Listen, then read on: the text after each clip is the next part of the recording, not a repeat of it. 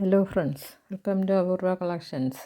ഞാൻ വന്നിട്ടുള്ളത് ചക്കക്കുരു കൂടുതലുള്ളപ്പോൾ എങ്ങനെ ഉണക്കി സൂക്ഷിക്കാം ഒരു വീഡിയോ ആയിട്ടാണ്. ചക്കക്കുരു കുറച്ച് ദിവസം സൂക്ഷിച്ച് വച്ചേക്കുമ്പോൾ അതിനൊരു മധുരം വരും. അത് കേടായി പോവുകയും ചെയ്യും. ഫ്രിഡ്ജിൽ വെച്ചിരുന്നാലും കുറച്ച് ദിവസം കഴിയുമ്പോൾ അത് ചീത്തയായി പോകും. ഇതിനെ അരിഞ്ഞുണക്കി വെച്ചിരുന്നാൽ മധുരവും കാണില്ല. നമുക്ക് എപ്പോൾ വേണമെങ്കിലും എടുത്ത് കറി വയ്ക്കാം. ഇതെങ്ങനെയാണ് ഉണക്കിയെടുക്കുന്നതെന്ന് നോക്കാം. അപ്പോൾ നമുക്ക് വീഡിയോയിലോട്ട് പോകാം. ഞാൻ ഇതിൻ്റെ തൊലിയെല്ലാം ഇളക്കി കളഞ്ഞതിന് ശേഷം വച്ചിട്ടുള്ളതാണ്.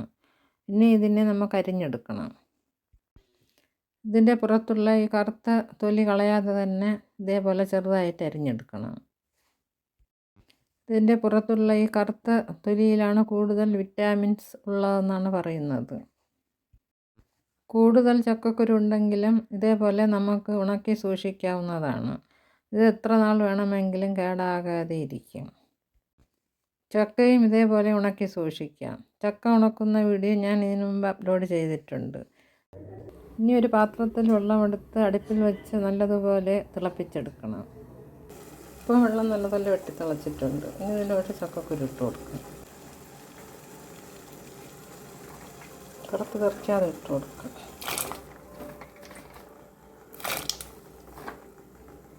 കുറച്ച് വെള്ളം ഊറ്റിയിട്ട് ചക്കക്കുരു അരിഞ്ഞെടുത്തതിന് ശേഷം ഒന്ന് കഴുകിയെടുക്കണം. അല്ലെങ്കിൽ അരിയുന്നതിന് മുമ്പ് കഴുകിയാലും മതി. ഞാൻ അരിഞ്ഞതിന് ശേഷമാണ് കഴുകിയെടുത്തത്. ആദ്യം ഞാൻ എടുത്ത ചരുവം ചെറുതായിപ്പോയി. അതിൽ കൊള്ളാത്തതുകൊണ്ട് ഞാൻ ഒരു വലിയ ചരുവത്തിലോട്ട് മാറ്റി.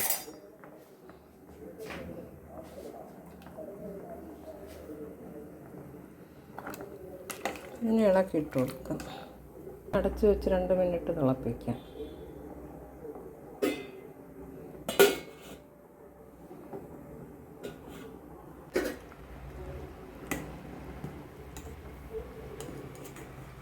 ഇപ്പോൾ ഇത് നല്ലതുപോലെ തിളച്ച് ഇനി ഒരു 2 മിനിറ്റ് കൂടെ ഇളക്കിയതിന് ശേഷം നമുക്ക് ഊറ്റിയെടുക്കാം.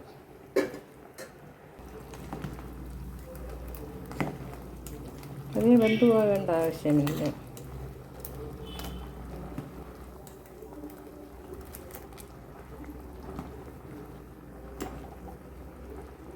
ഇതേപോലെയുള്ള ഹോളുള്ള പാത്രത്തിൽ ഊറ്റിയെടുക്കാം. ഇപ്പോൾ ഇത് തിളച്ചിട്ട് 2 മിനിറ്റായി. ഇനി കോരിയെടുക്കാം.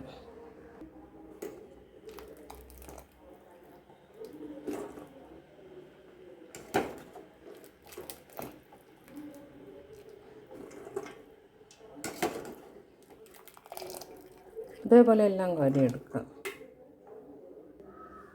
ഇപ്പോൾ ഇതെല്ലാം കോരിയെടുത്തു. ഇനി വെള്ളം തോർന്നതിന് ശേഷം ഞാൻ ഇതേപോലത്തെ പ്ലേറ്റിൽ വെച്ച് ഉണക്കിയെടുക്കാം. 2-3 പ്ലേറ്റിലായിട്ട് ഇട്ട് വയ്ക്കാം. അപ്പോൾ നല്ലതുപോലെ ഉണങ്ങും. ഇതേപോലെ കനം കുറച്ച് ഇട്ട് ഉണക്കിയെടുക്കാം. ഇതേപോലെ എന്തിൻ്റെയെങ്കിലും പുറത്ത് വെച്ചിരുന്നാൽ തറയിൽ നിന്നും പൊടി അടിച്ച് കയറില്ല. നല്ലതായിട്ട് ഉണങ്ങി കിട്ടുകയും ചെയ്യും. ഇതേപോലെ വച്ചിരുന്നാൽ 2 ദിവസം കൊണ്ട് ഉണങ്ങി കിട്ടും. നല്ല വെയിലുണ്ടെങ്കിൽ 2 ദിവസം കൊണ്ട് തന്നെ ഉണങ്ങി കിട്ടും. ഇതിപ്പോൾ കുറച്ച് ഉണങ്ങിയിട്ടുണ്ട്. ഇനി 1 ദിവസം കൂടി വയ്ക്കുമ്പോൾ നല്ലതുപോലെ ഉണങ്ങും. നല്ലതുപോലെ ഉണങ്ങുന്നത് വരെ ഉണക്കിയെടുക്കാം.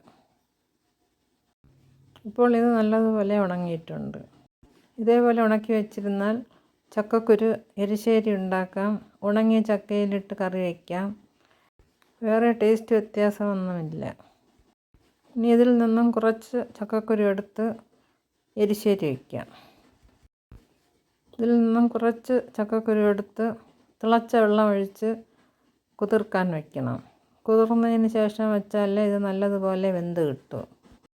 ഇനി ഇതിൽ കുറച്ച് തണുത്ത വെള്ളം ഒഴിച്ച് കഴുകി കളഞ്ഞതിന് ശേഷം തിളച്ച വെള്ളം ഒഴിച്ച് വയ്ക്കാം. കാറ്റത്ത് പൊടി എന്തെങ്കിലും കയറിയിട്ടുണ്ടെങ്കിൽ കഴുകിക്കളയാം. ഇതിപ്പോൾ കഴുകിയെടുത്തിട്ടുണ്ട്.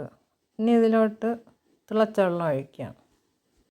3-4 മണിക്കൂർ കുതിർക്കാൻ വയ്ക്കാം. കുതിർന്നതിന് ശേഷം വേവിച്ചെടുക്കാം. 4 മണിക്കൂർ അടച്ചു വയ്ക്കാം.